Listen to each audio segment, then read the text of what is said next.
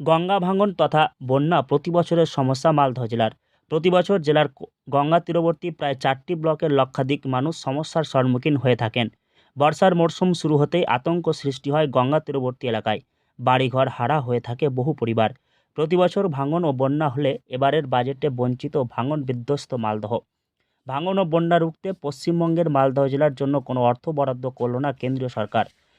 বন্যা আমাদের একটা ভয়াবহ উদাহরণ।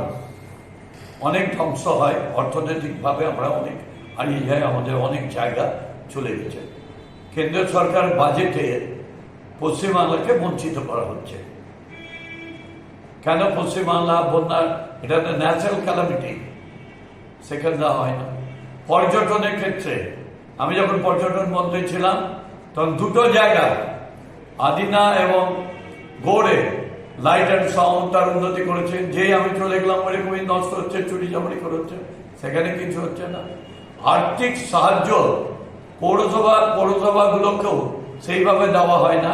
2024-25 অর্থবর্ষে সাধারণ বাজেটে উত্তর পূর্ব ভারতের বিহার, হিমাচল প্রদেশ, উত্তরাখণ্ড, সিকিম সহ একাধিক রাজ্যকে বন্যা ও ভাঙন ঠেকানোর ক্ষেত্রে আর্থিক বরাদ্দের বিশেষ প্যাকেজ ঘোষণা করেছে কেন্দ্রীয় অর্থমন্ত্রী নির্মলা সীতারামন। সেক্ষেত্রে মালদহের ভয়াবহ গঙ্গার ভাঙন ঠেকাতে কোনো রকম আর্থিক বরাদ্দের কথা ঘোষণা করেননি অর্থমন্ত্রী। গঙ্গা ভাঙনের লোক প্রতি বছর গঙ্গা ভাঙনে তলিয়ে যায়, তো সরকার এইভাবে এটা নিয়ে কিছু বলল না।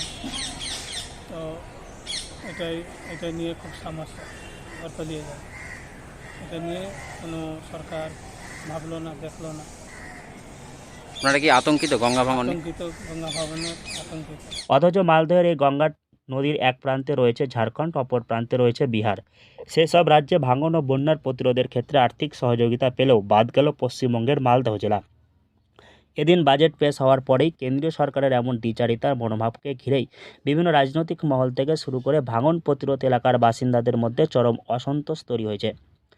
মালদা গঙ্গা ভাঙনের ক্ষেত্রে মালদা ইরিগেশনের মন্ত্রী আছে, ইরিগেশন দপ্তর আছে, কিন্তু আমরা প্রতিবারই দেখি বন্যার সময় কাজ শুরু হয়, বালির বস্তা ফেলে টাকার অপচয় হয়। কেন্দ্রীয় সরকার মানুষের টাকা মানুষের কাজের জন্য ব্যয় করার জন্য দেয়, সেটা অপচয় করার জন্য দেয় না। প্রতিবার এই রাজ্য সরকার এই ঘটনাগুলো করছে। স্বাভাবিকভাবে কেন্দ্রীয় সরকার এই ব্যাপারে কিছুটা তদন্তের ভিত্তিতে কাজ করবে, এইভাবে এগোচ্ছে। মালদহের রতু 1, মানিকচক, কালিয়াচক 2 ও 3 নম্বর ব্লকে ভাঙন কবলিত। প্রতি বছর এই অঞ্চলে গঙ্গা ও ফুলার নদীর ব্যাপক হারে ভাঙন হয়। বিঘার পর বিঘা জমি গঙ্গা গ্রাসে তলিয়ে গিয়েছে। বারবার কবলিত এলাকার বাসিন্দারা অভিযোগ করে এসেছে ভাঙন মোকাবিলায় কোনো কাজ হয় না, যার ফলে অব্যাহত রয়েছে গঙ্গা নদীর ভাঙন। এবারের বাজেটেও বঞ্চিত মালদহ জেলা। স্বভাবতই ক্ষোভ প্রকাশ করছেন মালদহের ভাঙন অঞ্চলের বাসিন্দারা। মালদহ থেকে হরষিত সিংহ, লোকাল 18 বাংলা।